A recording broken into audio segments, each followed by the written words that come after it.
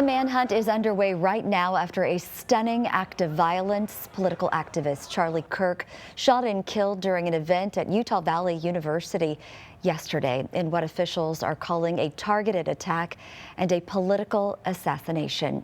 Thank you for joining us for this breaking news update on CBS 19 Plus. I'm Dana Dixon. We'll hear from our team live in Utah in just a moment, but first, the latest in the investigation. Less than an hour ago, the FBI and other investigators gave us an update. They now say they have recovered a high-powered rifle in a wooded area near the university where the suspect fled. They also say they are looking at foot and palm prints found in the woods and believe the suspect is a college-age person. Overnight, they were able to get high-quality security images, which the FBI says will be released later today. Following yesterday's tragic shooting of Charlie Kirk, FBI agents have been working around the clock in coordination with our law enforcement partners. We are and will continue to work nonstop until we find the person that has committed this heinous crime and find out why they did it. Kirk's visit to Utah Valley University was supposed to be another high-energy campus event ahead of one of his signature college debates. But what began as a lively exchange turned into tragedy. And investigators say this was, as we mentioned, a targeted attack. Here's Andres Gutierrez.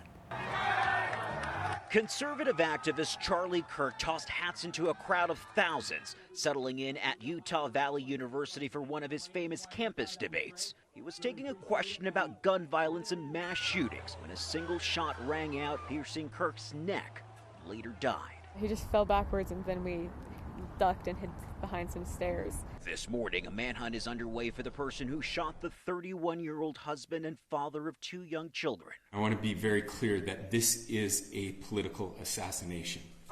Utah's Department of Public Safety believes the suspect fired the bullet from the roof of a nearby building, up to 200 yards away, sources tell CBS News. Two persons of interest were taken into custody and later released Wednesday after police said they were not connected to the shooting. One of them has been charged with obstruction of justice. Supporters brought flowers to the Phoenix offices of Turning Point USA, the organization Kirk founded to motivate young conservatives. He was one of ours. He was a champion of everything we believe. Leaders across the political spectrum, including all current and former presidents, swiftly condemned the deadly shooting.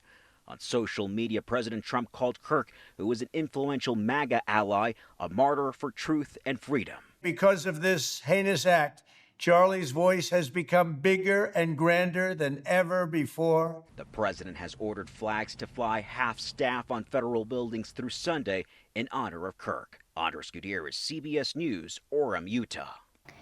Utah's governor pointed to recent acts of political violence targeting prominent Democrats and Republicans, saying our nation is broken. Over 12 hours since that shooting, and investigators still haven't arrested a suspect, but they did say this morning that they have a better idea of who that suspect could be. Just yesterday, they detained two people of interest, but both were released. Jim Nelson with our sister station in Seattle joins us live from Orem, Utah this morning. Jim, we saw videos of people running moments after that shooting. So scary and frightening for all those students. And we just heard from officials. What can you tell us about what you're seeing there since yesterday? Well, certainly a somber mood on campus, as you would imagine, as is often the case in these tragic situations that we've seen throughout the country.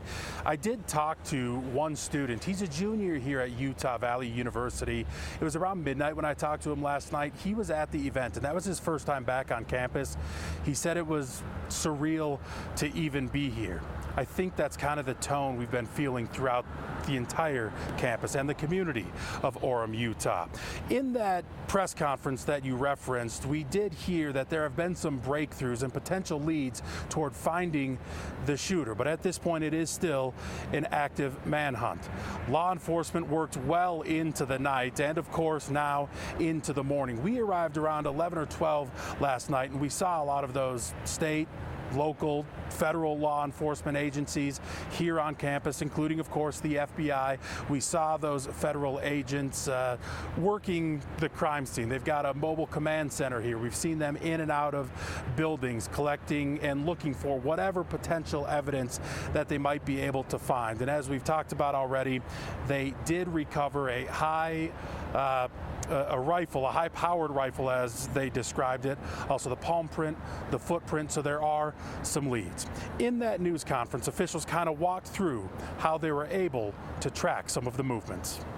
Starting at 11:52 a.m., the subject arrived on campus, shortly away from campus. We have tracked his movements onto the campus, through the stairwells, up to the roof, across the roof to a shooting location. After the shooting, we were able to track his movements as he moved to the other side of the building, jumped off of the building, and fled off of the campus and into a neighborhood. And those officials referred to the shooter as he multiple times. Again, between that and some of the leads that they found and just kind of reading between the lines with some of those comments, sure sounds like they may have some sort of idea of who they're looking for.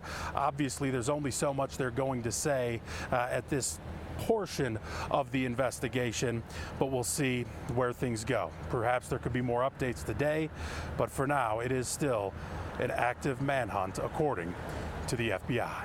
Live in Orem, Utah, Jim Nelson, back to you.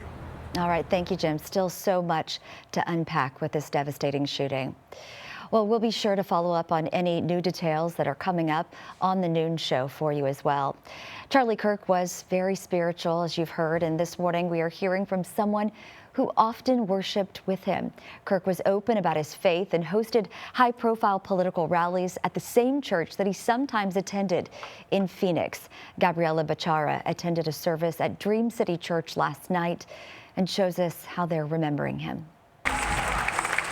A packed auditorium at Dream City Church for Wednesday night service. You just watched a really good man die today. As some of the same people who worshipped with Charlie Kirk in life came here to grieve his death. You witnessed a really good man, a moral man today, a man who treated his wife well, loved his family, loved his church. A good man died. Senior Pastor Luke Barnett sharing how he first learned of the attack on Kirk's life. We prayed for Charlie. At that time, we had some inside information that he was in surgery and he had just come out and he was in critical condition, but they thought they had stabilized him. And so there was that moment of great hope, like, oh God, you're moving, you're touching his body. And then we got the news about an hour and a half later that Charlie had gone on to be with the Lord. Kirk left a lasting impact on Dream City, which Barnett says all started from his family joining them for worship. He is a man who lives his faith unashamedly. Kirk brought a national spotlight to the North Phoenix campus after Turning Point USA hosted rallies with President Donald Trump. His political influence stemmed into Freedom Nights in America, monthly events where they'd blend civil engagement with spiritual awakenings. That's the kind of man he was. When he gave his word, he kept his word. As they mourn a senseless murder, Barnett says they won't forget Kirk's courage. Today is a turning point in America. This event is a turning point in America. Charlie Kirk was considered a rising star amongst the GOP and even more so a friend to several leaders here in Texas, but also right here in the Piney Woods. Reaction is coming in from state and East Texas officials who are sharing the same message of just sadness and shock. Congressman Nathaniel Moran posted on Facebook, devastated for Charlie and his family, for America. State Representative Jay Dean saying he was horrified, adding a strong opinion should never be a death sentence in a free country.